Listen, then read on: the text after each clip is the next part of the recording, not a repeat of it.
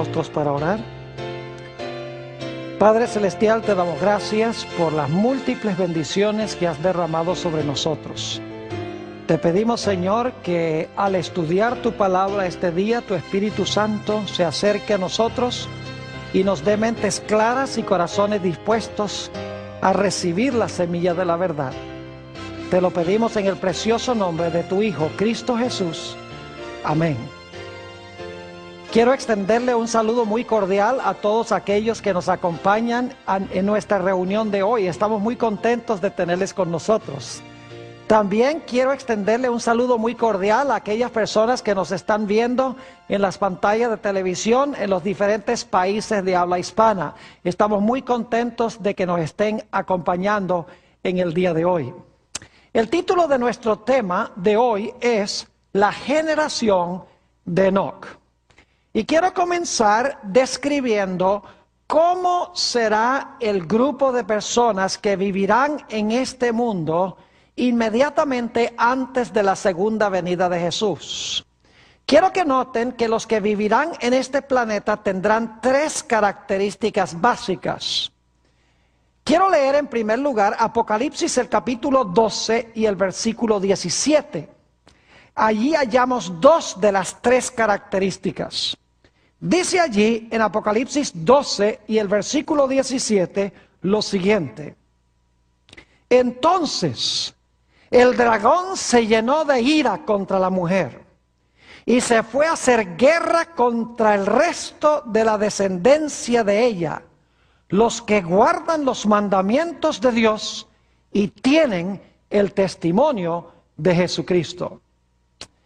Notamos aquí que el dragón va a estar airado con el pueblo de Dios, con el remanente final. Y en realidad tienen dos características principales. Dice en la última parte del versículo que guardan los mandamientos de Dios y en segundo lugar tienen el testimonio de Jesucristo. Ahora, yo creo que no tenemos problemas con lo que significa la expresión los mandamientos de Dios. Son los 10 mandamientos de Dios. Pero ¿qué significa el testimonio de Jesucristo? Vamos en nuestras Biblias a Apocalipsis, el capítulo 19 y el versículo 10. Apocalipsis 19 y el versículo 10, donde hallamos una explicación de lo que es el testimonio de Jesucristo. Dice allí, está hablando Juan: yo me postré a sus pies para adorarle. Es decir, se le aparece un ángel y Juan siente el impulso de adorarlo.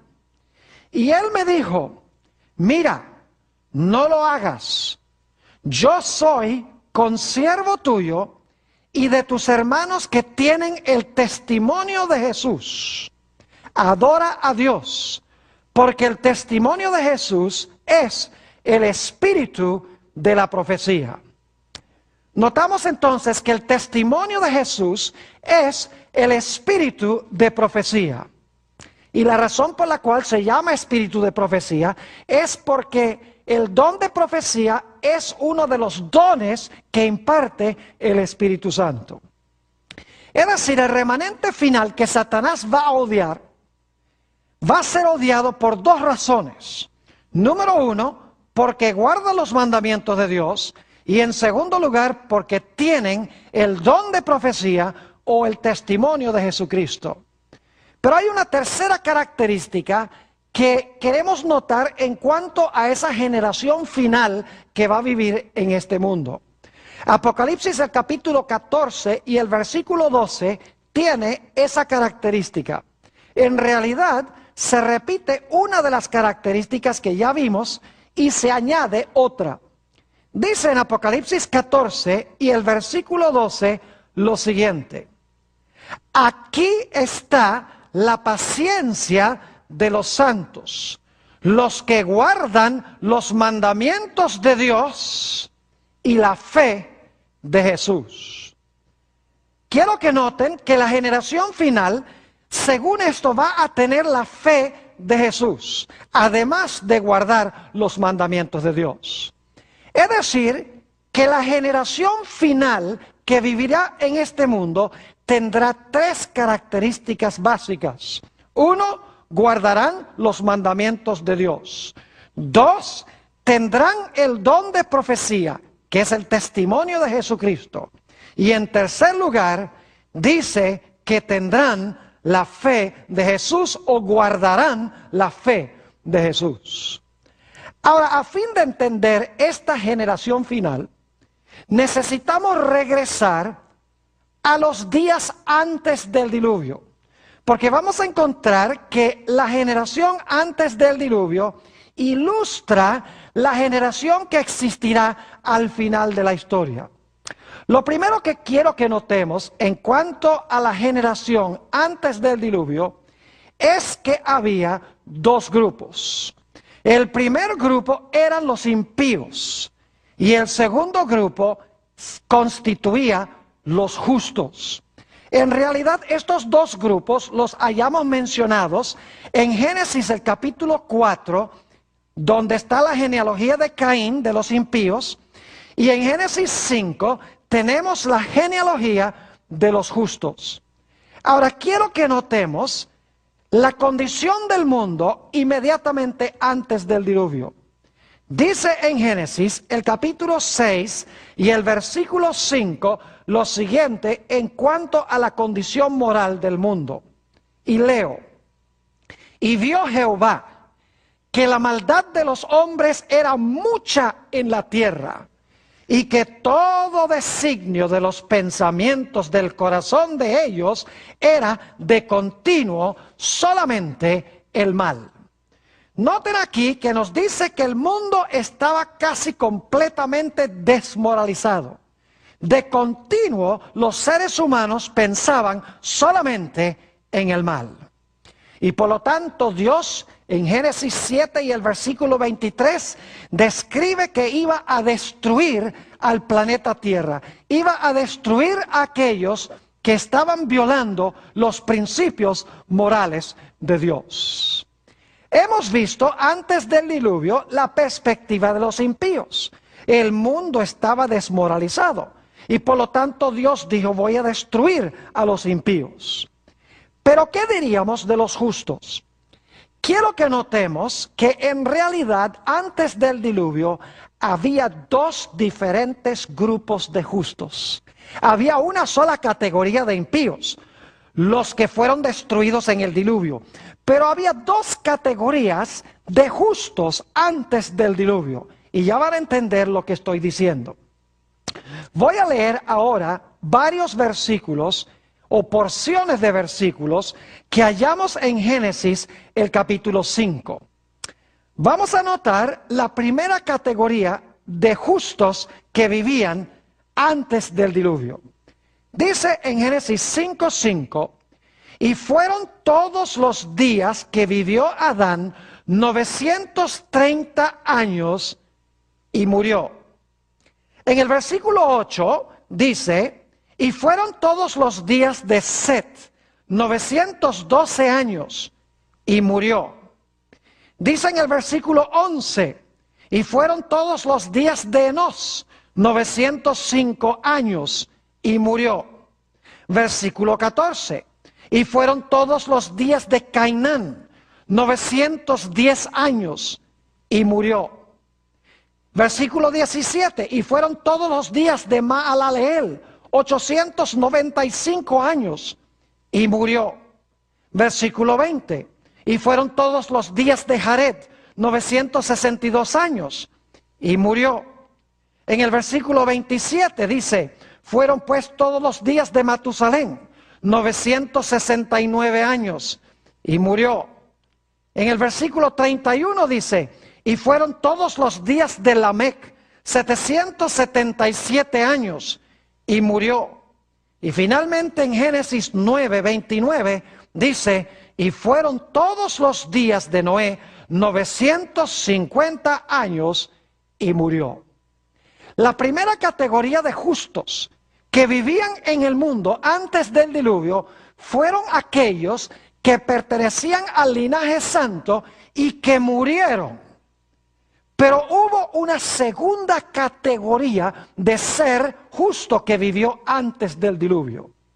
Notemos lo que dice en Génesis, el capítulo 5 y el versículo 24, sobre esta segunda categoría de persona justa. Dice allí en Génesis 5:24 lo siguiente: caminó pues Enoc con Dios y desapareció porque le llevó Dios.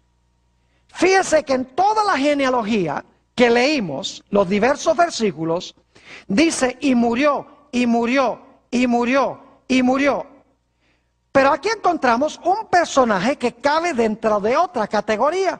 Dice que no caminó con Dios y desapareció porque lo llevó Dios. Ahora, en el libro de los Hebreos, el capítulo 11 y el versículo 5, se amplía lo que leímos en Génesis 5:24. Aquí vamos a encontrar que Enoc no murió.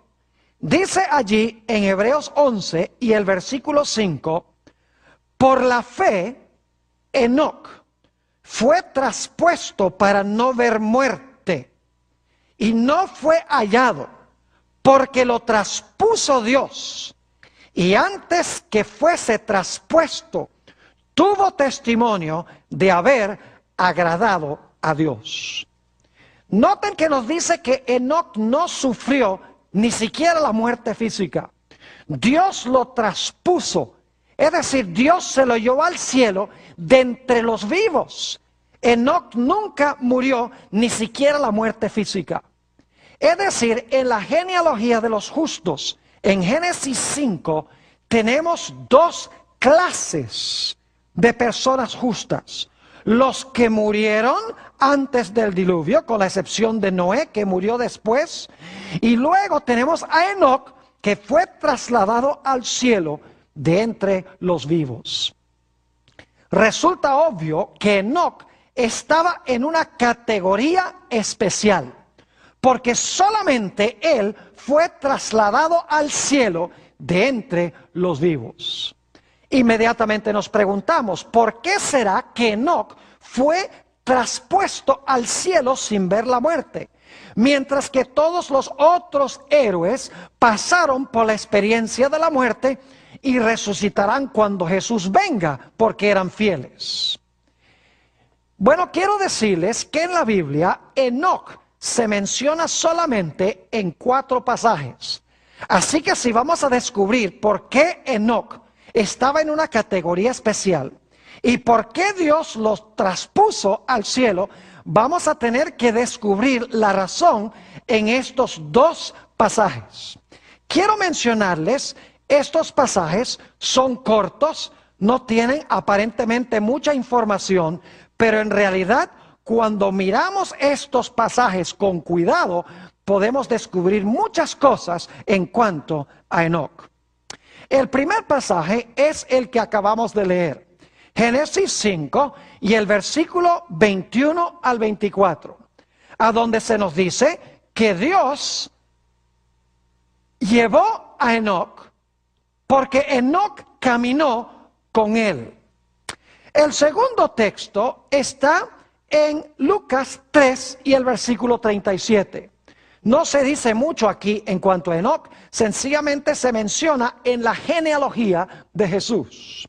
El tercer texto donde se menciona a Enoc es en Hebreos, el capítulo 11 y el versículo 5, donde acabamos de leer de que Dios lo traspuso, que no vio la muerte y que antes de que Dios lo traspusiera, agradó a Dios.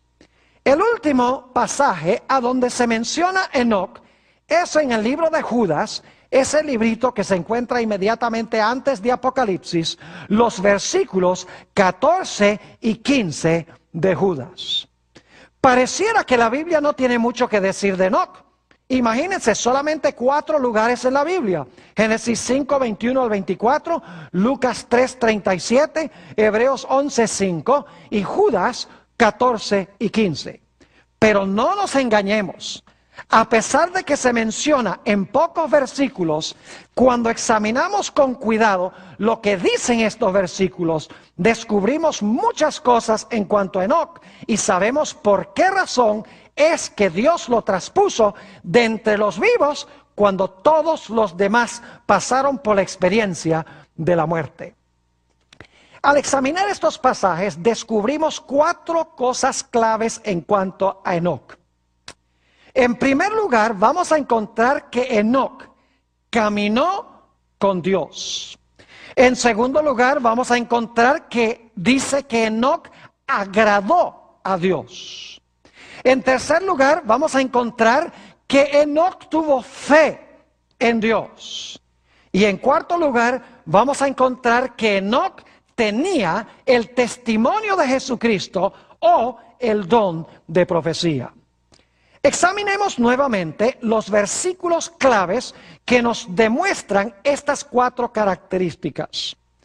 El primer texto es Génesis 5 y el versículo 24, donde nos dice, primera característica, que Enoc caminó con Dios. Dice allí en Génesis 5:24 lo siguiente: caminó pues Enoc con Dios y desapareció porque le llevó Dios. Noten entonces que Enoc caminó con Dios.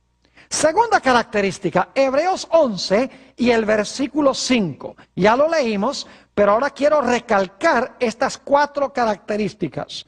Dice allí en Hebreos 11:5, por la fe Enoc fue traspuesto para no ver muerte y no fue hallado, porque lo traspuso Dios. Y ahora escuchen, y antes que fuese traspuesto, tuvo testimonio de haber agradado a Dios. Fíjense que la primera característica es que caminó con Dios. La segunda característica es que agradó a Dios. Notemos la tercera característica. Se halla en Hebreos, el capítulo 11 y el versículo 6. Acabamos de leer que Enoc agradó a Dios antes de ser traspuesto. Ahora noten lo que dice Hebreos 11:6. Pero sin fe es imposible agradar a Dios, porque es necesario que el que se acerca a Dios crea que le hay y que es galardonador de los que le buscan. Así que noten que Enoc agradó a Dios y sin fe es imposible agradar a Dios. Es decir, Enoc tenía fe. La cuarta característica, como les mencioné, la hallamos en Judas, el versículo 14 y 15. Saben ustedes que Enoc es el primer personaje en la Biblia que se menciona que haya tenido el don de profecía o el testimonio de Jesucristo. Quiero leer Judas 14 y 15, a donde se habla de Enoc como profeta. Dice allí, de estos también profetizó Enoc, séptimo desde Adán, diciendo, he aquí, vino el Señor con sus santas decenas de millares para hacer juicio contra todos y dejar convictos a todos los impíos de todas sus obras impías que han hecho impíamente y de todas las cosas duras que los pecadores impíos han hablado contra él. Quiero que noten la primera frase del versículo 14. Hablando de los impíos, dice, de estos también profetizó Enoc. Si profetizó, tiene que haber sido profeta. Así que vemos 4 características en cuanto a Enoc. Número 1, caminó con Dios. Número 2, agradó a Dios. Número 3, tuvo fe en Dios. Y número 4, poseía el don de profecía, o lo que la Biblia llama el testimonio de Jesucristo. Ahora vamos a examinar cada una de estas características, porque como les mencioné, solamente tenemos unos pocos versículos en cuanto a Enoc, Pero cuando miramos en el resto de la Biblia, lo que significa caminar con Dios, lo que significa agradar a Dios, lo que significa tener fe en Dios y lo que significa el testimonio de Jesucristo, en otros pasajes fuera de los que mencionan a Enoc, captamos un cuadro de la razón por la cual Enoc estaba en una categoría especial.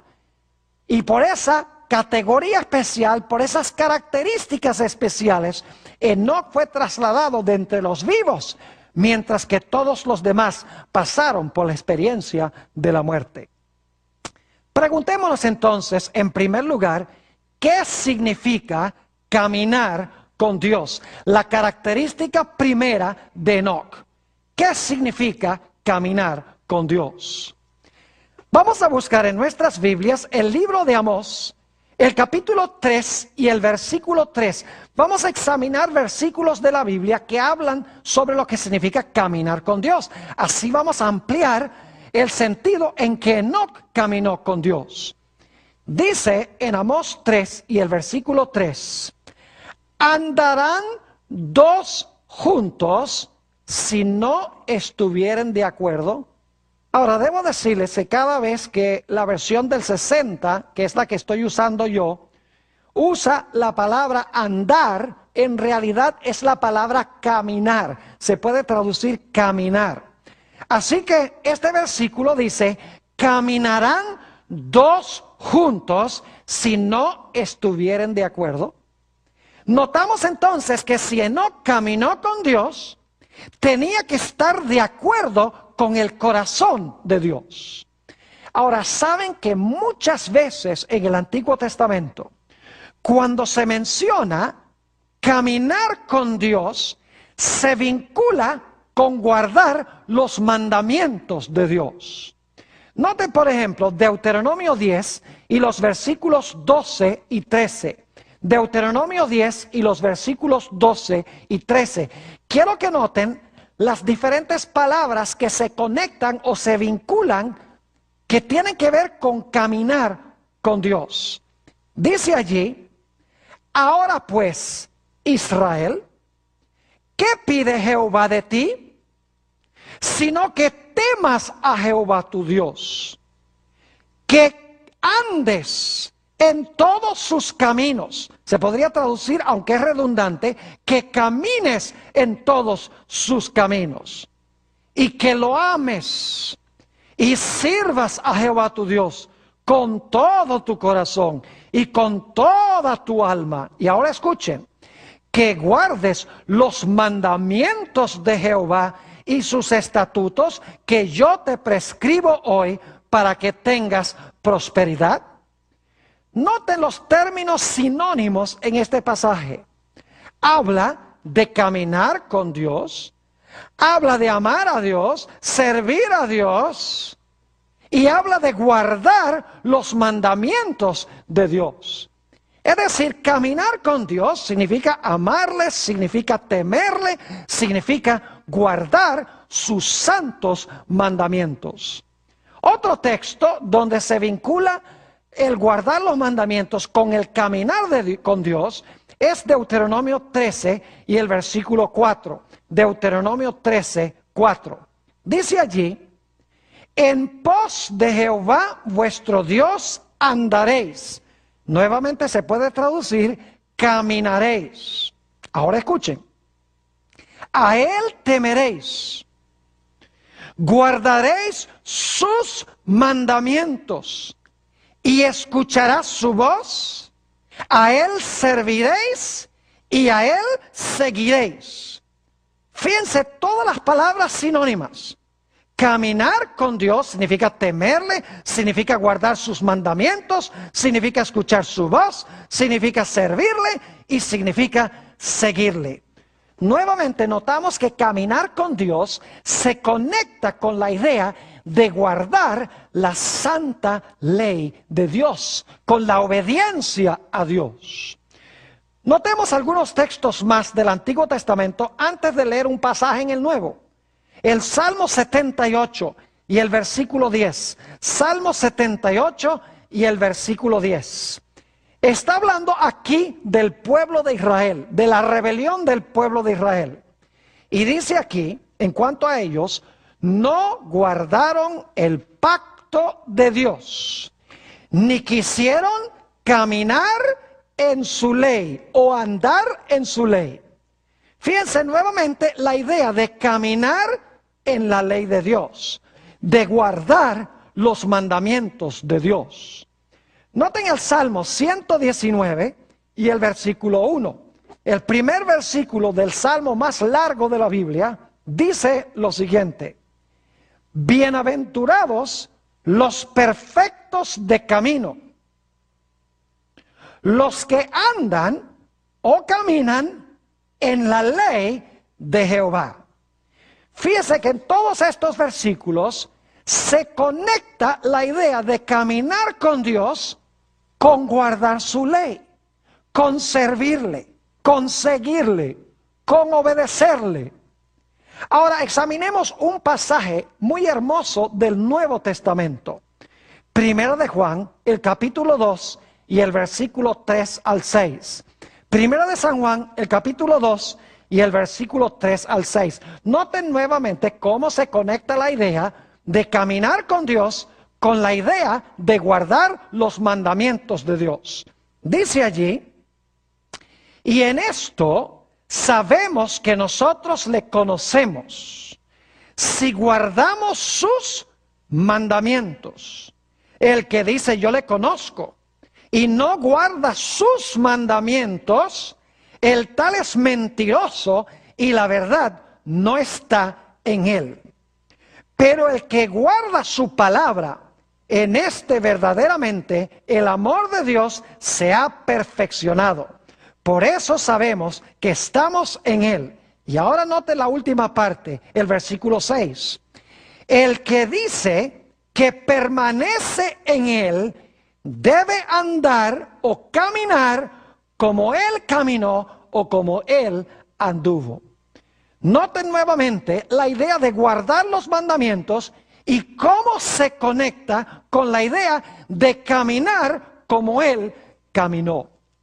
Es decir, la primera característica de Enoc es que caminó con Dios. Pero al examinar otros textos de la Biblia, notamos que caminar con Dios significa obedecerle, significa guardar sus mandamientos, significa temerle, significa seguirle, significa hacer lo que Dios dice. Es decir, Enoc caminó con Dios en el sentido de que él obedeció a Dios. Él guardó los mandamientos de Dios. Ahora notemos la segunda característica de Enoc. Dice, como leímos anteriormente, que Enoc, antes que fuese traspuesto, agradó a Dios. Ahora yo quiero que ustedes noten que agradar a Dios también se conecta con hacer la voluntad de Dios y con guardar la ley de Dios. Note lo que dice Primera de San Juan, el capítulo 3 y el versículo 22. Primera de San Juan, el capítulo 3 y el versículo 22. Dice allí: y cualquier cosa que pidiéremos, la recibiremos de él. Y ahora escuchen por qué. Porque guardamos sus mandamientos, y ahora escuchen, y hacemos las cosas que son agradables delante de él. Fíjense cómo se conecta hacer lo que es agradable delante de Dios con la idea de guardar sus mandamientos. Es decir, cualquier cosa que le pedimos a Dios, Él nos la da, porque guardamos sus mandamientos, que es lo mismo que hacer lo que es agradable delante de Él. Noten también San Juan 8 y el versículo 29. Aquí se está hablando de Jesús. Es más, Jesús es el que está hablando. Y dice lo siguiente: porque el que me envió conmigo está, es decir, el Padre. No me ha dejado solo el Padre. ¿Y por qué el Padre no lo dejó solo? Dice, porque yo hago siempre lo que le agrada. Fíjense nuevamente la idea de que agradar a Dios significa hacer lo que Dios quiere que hagamos. Significa guardar sus mandamientos, según vimos en 1 de San Juan 3:22. Noten también Romanos, el capítulo 8 y los versículos 7 al 9. Romanos 8, 7 al 9. Saben que en la Biblia los que viven conforme a la carne son los que pisotean la ley de Dios, mientras que los que viven conforme al Espíritu son los que obedecen la ley de Dios. Fíjense lo que dice Romanos 8, 7 y 9. Dice el apóstol Pablo: por cuanto los designios de la carne son enemistad contra Dios. Y ahora escuchen: porque no se sujetan a la ley de Dios, ahí están los mandamientos, no se sujetan a la ley de Dios, ni tampoco pueden. Y ahora escuchen: y los que viven según la carne no pueden agradar a Dios. Es decir, los que viven conforme a la carne no se sujetan a la ley de Dios y por lo tanto no pueden agradar a Dios. ¿Saben ustedes que el apóstol Pablo nos describe las obras de la carne en el libro de Gálatas, el capítulo 5? Y mirando con cuidado esta lista, nos damos cuenta que cada uno de los pecados que él menciona es una violación de uno de los 10 mandamientos. Estas son las cosas que menciona: adulterio, fornicación, inmundicia, lascivia, idolatría, hechicerías, enemistades, pleitos, celos, iras, contiendas, disensiones, herejías, envidias, homicidios, borracheras, orgías y cosas semejantes a estas.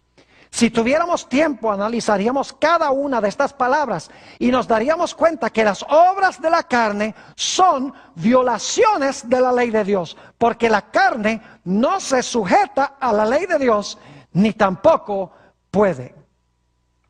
Quiero leerles una cita que encontramos en Patriarcas y Profetas, página 72. Este es nuestro otro libro texto, además del libro de Génesis, en este seminario. Habla aquí sobre cómo fue el caminar de Enoc con Dios. Dice la autora: el caminar de Enoc con Dios no era en arrobamiento o en visión, sino en el cumplimiento de los deberes de su vida diaria. No se aisló de la gente, convirtiéndose en ermitaño, pues tenía una obra que hacer para Dios en el mundo, en el seno de la familia y en sus relaciones con los hombres, ora como esposo o padre, ora como amigo o ciudadano. Fue firme y constante siervo de Dios. Hemos visto entonces que Enoc caminó con Dios, que se conecta con guardar los mandamientos de Dios. Nos dimos cuenta que también agradó a Dios, que se vincula al igual con guardar la ley de Dios, con obedecer la voluntad de Dios. Pero Enoc tenía una tercera característica. Enoc tenía fe. Note lo que dice en Hebreos el capítulo 11 y el versículo 1 sobre lo que es la fe. Nos dimos cuenta en Hebreos 11:6 que dice que sin fe es imposible agradar a Dios. Y en el versículo anterior dice que Enoc agradó a Dios. Ahora, si Enoc agradó a Dios y sin fe es imposible agradar a Dios, entonces Enoc era un hombre de gran fe. Pero surge la pregunta: ¿qué es la fe que tuvo Enoc? ¿En qué tuvo fe? Noten Hebreos el capítulo 11 y el versículo 1, a donde tenemos la definición de la fe que tenía Enoc. Dice allí: es pues la fe la certeza de lo que se espera, la convicción de lo que no se ve. Ahora inmediatamente nos preguntamos: ¿qué es lo que estaba esperando Enoc? ¿Qué es lo que Enoc no podía ver con sus ojos, que podía ver a través de la fe? No cabe duda alguna, como hemos estudiado en un tema anterior, de que Enoc miraba hacia la ciudad cuyo constructor y artífice era Dios. Aunque el cuerpo de Enoc estaba en la tierra, aunque cumplía todos los deberes diarios fielmente, aunque buscaba agradar a Dios a cada instante, aunque guardaba los mandamientos de Dios, mientras caminaba en la tierra, en la voluntad de Dios, el cuerpo de Enoc estaba en la tierra, pero su mente estaba en el cielo.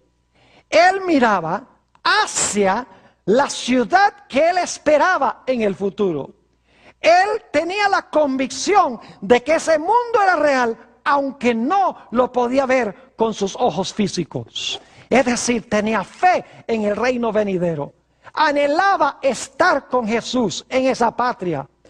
No podía concebir de caminar más en este mundo espiritualmente con Dios. Quería caminar en la santa ciudad físicamente con Dios. En Patriarcas y Profetas, la página 75, encontramos la declaración de la misma autora sobre la experiencia de Enoc. Dice allí: pero el corazón de Enoc estaba puesto en los tesoros eternos. Fíjense eso, el corazón de Enoc estaba puesto en los tesoros eternos. Había contemplado la ciudad celestial. Había visto al Rey en su gloria en medio de Sión. Su mente, su corazón y su conversación se concentraban en el cielo. Cuanto mayor era la iniquidad prevaleciente, tanto más intensa era su nostalgia del hogar de Dios. Mientras estaba aún en la tierra, vivió por la fe en el reino de luz. Entonces estamos viendo que la generación final que vivirá en este mundo tendrá las mismas características que Enoc.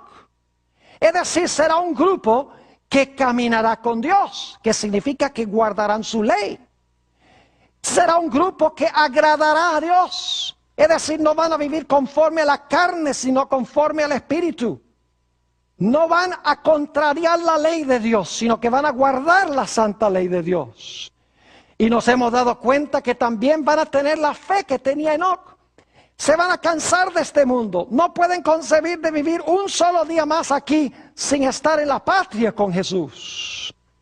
Pero Enoc poseía una cuarta característica, la que se menciona en Judas 14 y 15. Enoc tenía el testimonio de Jesucristo. Enoc tenía, en otras palabras, el don de la profecía. Lo vimos en el libro de Judas, los versículos 14 y 15, donde dice que Enoc fue séptimo desde Adán y profetizó en cuanto a la maldad del mundo y cómo el mundo iba a ser destruido por causa de esa maldad. Nuevamente dice en Judas 14 y 15 lo siguiente: de estos también profetizó Enoc, séptimo desde Adán, diciendo: he aquí vino el Señor con sus santas decenas de millares, para hacer juicio contra todos, y dejar convictos a todos los impíos de todas sus obras impías que han hecho impíamente, y de todas las cosas duras que los pecadores impíos han hablado contra él. Noten que no solamente vivía Enoc una vida santa, sino a través del don de profecía, desenmascaró y amonestó al mundo por causa de su maldad, y le advirtió al mundo que cambiaran sus caminos por el poder de Dios, o si no, Dios iba a venir en juicio en contra de ellos. En el libro Patriarcas y Profetas, la página 73, encontramos esta declaración en cuanto al don profético que tenía Enoc. Dice: por medio de santos ángeles, Dios reveló a Enoc su propósito de destruir al mundo mediante un diluvio. Y también le hizo más manifiesto el plan de la redención. mediante el espíritu de profecía, lo llevó a través de las generaciones que vivirían después del diluvio y le mostró los grandes eventos relacionados con la segunda venida de Cristo y el fin del mundo. Es decir, Enoc caminó con Dios. Enoc agradó a Dios. Enoc tenía fe en Dios. Enoc tenía el don de profecía. Su vida santa desenmascaraba el pecado de la civilización de aquella época. Y bajo inspiración del espíritu de profecía, habló en contra del pecado y llamó al mundo a arrepentirse. En la misma página 75 de Patriarcas y Profetas encontramos esta declaración: bienaventurados los de limpio corazón, porque ellos verán a Dios. Durante 300 años, Enoc buscó la pureza del alma para estar en armonía con el cielo. Durante 3 siglos caminó con Dios. Día tras día anheló una unión más íntima. Esa comunión se hizo más y más estrecha hasta que Dios lo llevó consigo. Había llegado al umbral del mundo eterno, a un paso de la tierra de los bienaventurados. Se le abrieron los portales y, continuando su caminar con Dios, tanto tiempo proseguido en la tierra, entró por las puertas de la santa ciudad. Fue el primero de los hombres que llegó allí. Ahora, hemos hablado sobre Enoc. Ahora quiero dedicar los minutos que nos quedan para hablar de la generación final que vivirá en este mundo. ¿Saben ustedes que Enoc es un símbolo o una ilustración de aquellos que vivirán en este mundo en los últimos días? Comenzamos nuestro estudio esta noche leyendo algunos versículos de Apocalipsis 12 y 14. Nos dimos cuenta en Apocalipsis 12, 17 que el dragón se airó contra el remanente de la simiente de la mujer porque guardaban los mandamientos de Dios y tenían el testimonio de Jesús, que es el don de profecía. 2 de las características que tenía Enoc. Y en el capítulo 14 y el versículo 12 nos dimos cuenta que la generación final que vivirá en este mundo va a tener la fe, no cualquier clase de fe, sino la fe que tenía Jesús. En Mateo 24, 37 al 39, tenemos nosotros una indicación clara de que lo que existió antes del diluvio va a suceder de nuevo al final de la historia. Dice allí, en Mateo 24, 37 al 39, mas como los días de Noé, así será la venida del Hijo del Hombre. Porque como en los días antes del diluvio, estaban comiendo y bebiendo, casándose y dando en casamiento, hasta el día en que Noé entró en el arca. Y no entendieron hasta que vino el diluvio y se los llevó a todos. Así será también la venida del Hijo del Hombre. Noten que aquí se hace un paralelo, nuestro Señor Jesucristo lo hace, entre el mundo antes del diluvio y el mundo que va a existir antes de la segunda venida de Jesús. Al igual que el mundo era inicuo allá, va a ser inicuo al final de la historia. Al igual que Dios salvó a un grupo de la destrucción, salvará al final de la historia también a un grupo de la destrucción. Pero ahora quiero que noten que al final de la historia habrá 2 diferentes clases de justos. Una sola clase de impíos, pero 2 diferentes clases de justos. ¿Ustedes recuerdan las 2 clases de justos que vimos en Génesis el capítulo 5? Estaban los justos que murieron antes del diluvio, y está Enoc, quien fue trasladado al cielo de entre los vivos. ¿Saben ustedes que al final de la historia van a existir los mismos 2 grupos? Note lo que dice Mateo 16 y el versículo 27 y 28. Aquí Jesús le dice algo muy raro a sus discípulos. Dice allí, porque el Hijo del Hombre vendrá en la gloria de su Padre con sus ángeles, y entonces pagará a cada uno conforme a sus obras. Es decir, Jesús dice, yo voy a venir en gloria con todos mis ángeles, o con todos sus ángeles. Y luego dice Jesús a sus discípulos, de cierto os digo que hay algunos de los que están aquí que no gustarán la muerte hasta que hayan visto al Hijo del Hombre viniendo en su reino. Una declaración extraña, porque todos los discípulos que estaban allí murieron antes de que Jesús viniera, porque Jesús no ha venido todavía. ¿Qué quiso entonces decir Jesús cuando declaró que había algunos allí entre los discípulos que no iban a morir hasta que lo vieran a Él viniendo en el reino de su gloria con sus ángeles? La respuesta la encontramos en el capítulo 17, el siguiente capítulo.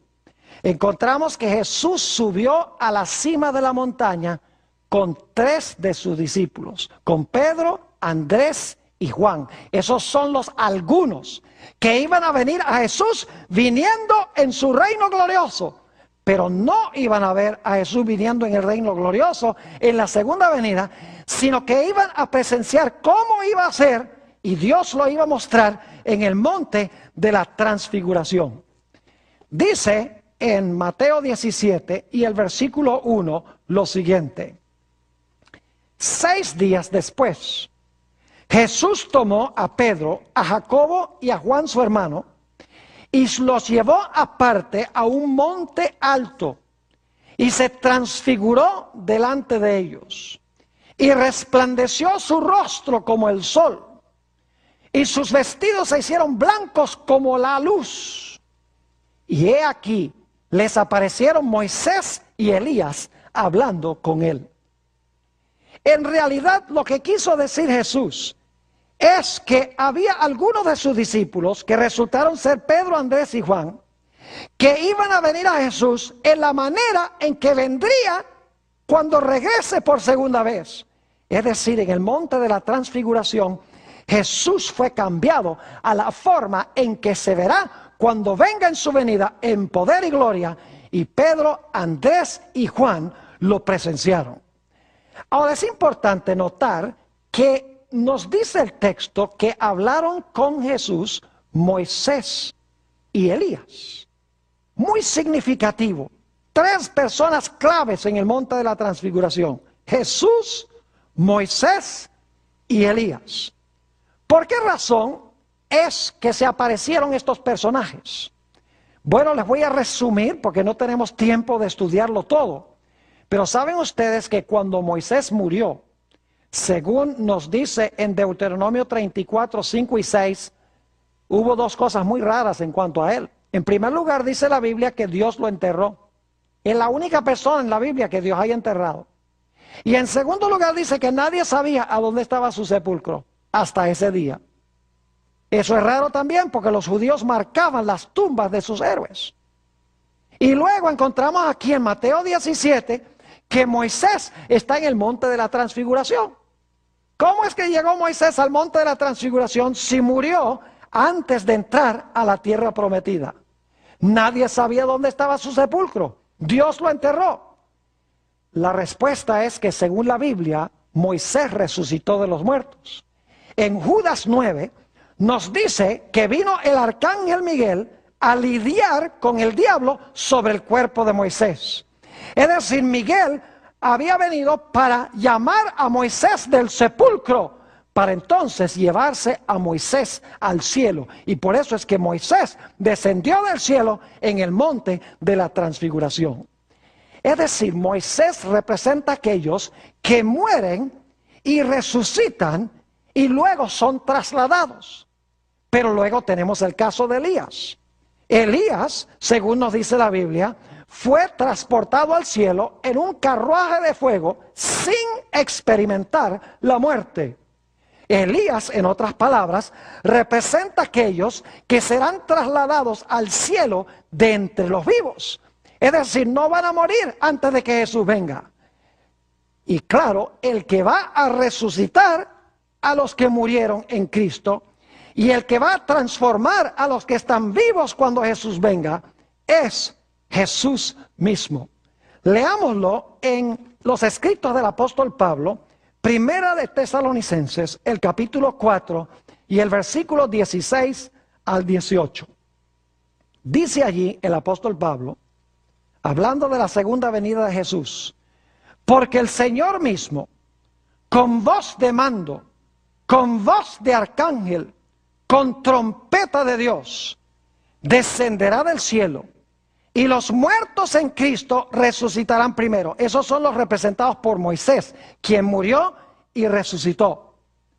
Luego sigue diciendo, luego nosotros, los que vivimos, esos son representados por Enoc, los que hayamos quedado, seremos arrebatados juntamente con ellos en las nubes para recibir al Señor en el aire, y así estaremos siempre con el Señor. Es decir, que tenemos la misma representación al final que hubo en los días de Enoc. Tenemos dos grupos de justos: los que van a morir y resucitar para encontrarse con Jesús en las nubes, y aquellos que van a ser trasladados al cielo de entre los vivos como Enoc. Ahora, no podría concluir este tema sin recalcar y enfatizar que el Nuevo Testamento nos indica repetidas veces que los que van a estar vivos cuando el Señor Jesucristo venga van a tener un carácter muy especial. Van a ser como Enoc, van a guardar los mandamientos de Dios. Su único interés en la vida va a ser agradar a Dios. Van a tener también el don de la profecía para desenmascarar el mal en el mundo y llamar a los impíos al arrepentimiento. Van a tener la fe de Jesús, una fe inquebrantable. Aunque sus cuerpos van a estar en la tierra, sus mentes van a estar con Jesús en la patria celestial. Y no van a soportar la idea de vivir un solo día más aquí en este planeta. Vez tras vez, el Nuevo Testamento enfatiza que se necesita una preparación especial, como la que tuvo Enoc, para estar vivo cuando el Señor Jesucristo regrese en poder y gloria. Permítame mencionarles algunos de esos versículos. San Mateo 5 y el versículo 8 dice: bienaventurados los de limpio corazón o los de puro corazón, porque ellos verán a Dios. Note lo que dice el libro de los Hebreos, el capítulo 12 y el versículo 14. Hebreos, el capítulo 12 y el versículo 14. Hablando de los que van a vivir en este planeta en los últimos días, los que van a ver al Señor, dice: seguid la paz con todos y la santidad, sin la cual nadie verá al Señor. Es decir, el pueblo de Dios va a desarrollar como Enoc la santidad, sin la cual nadie verá al Señor cuando venga.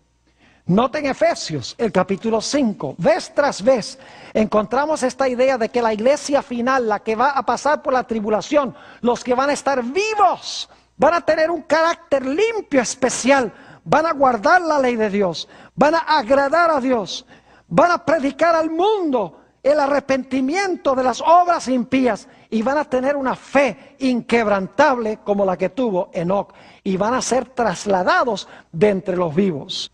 Dice en Efesios 5 y el versículo 25: maridos, amad a vuestras mujeres, así como Cristo amó a la iglesia y se entregó a sí mismo por ella.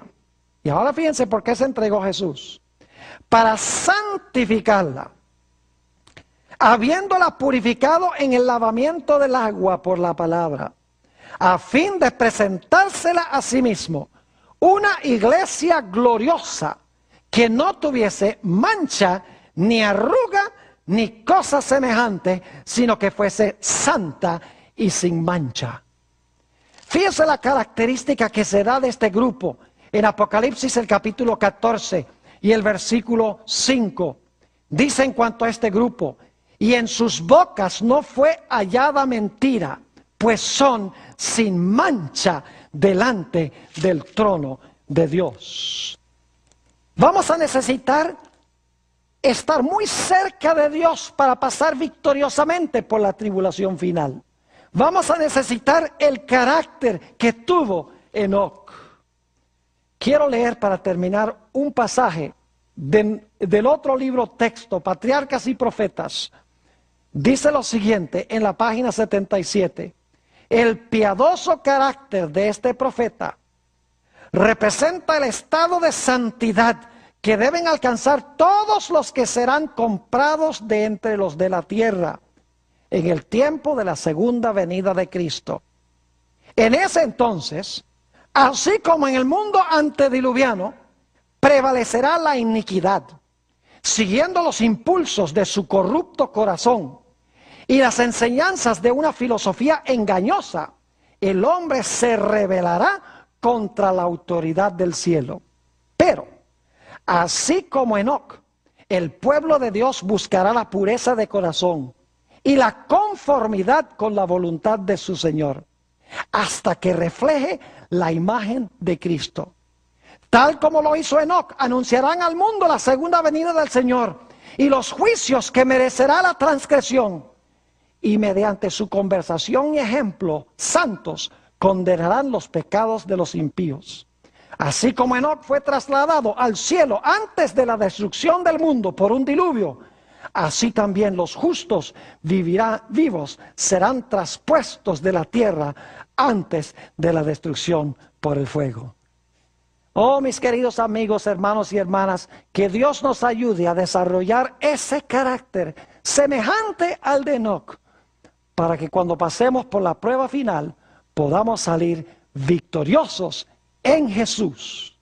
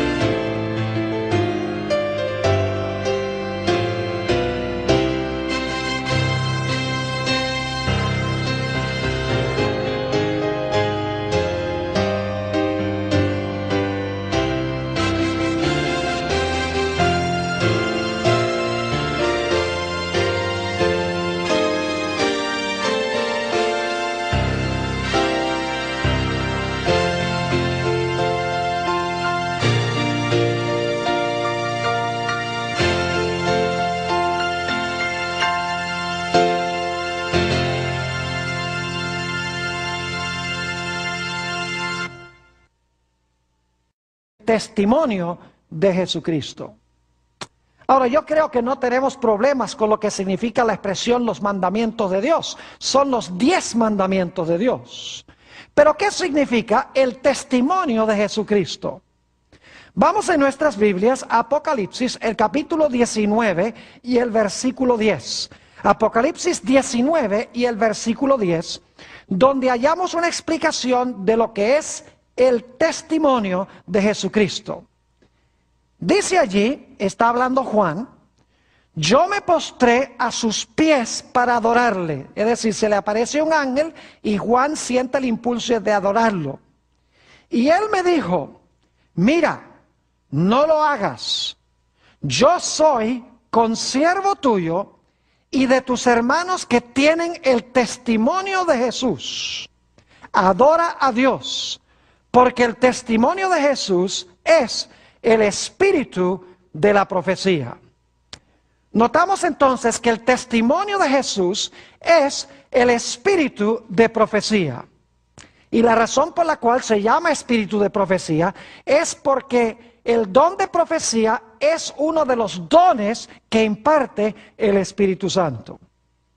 Es decir, el remanente final que Satanás va a odiar, va a ser odiado por 2 razones.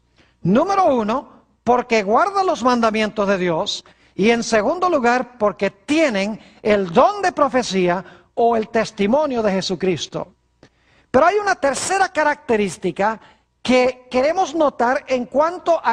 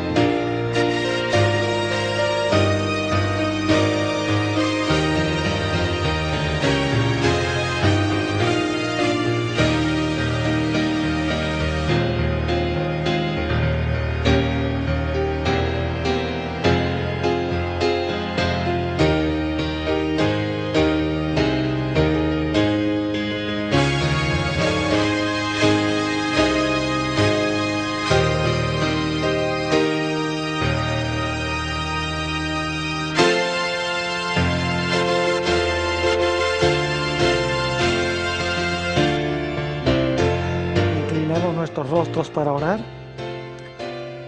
Padre Celestial, te damos gracias por las múltiples bendiciones que has derramado sobre nosotros.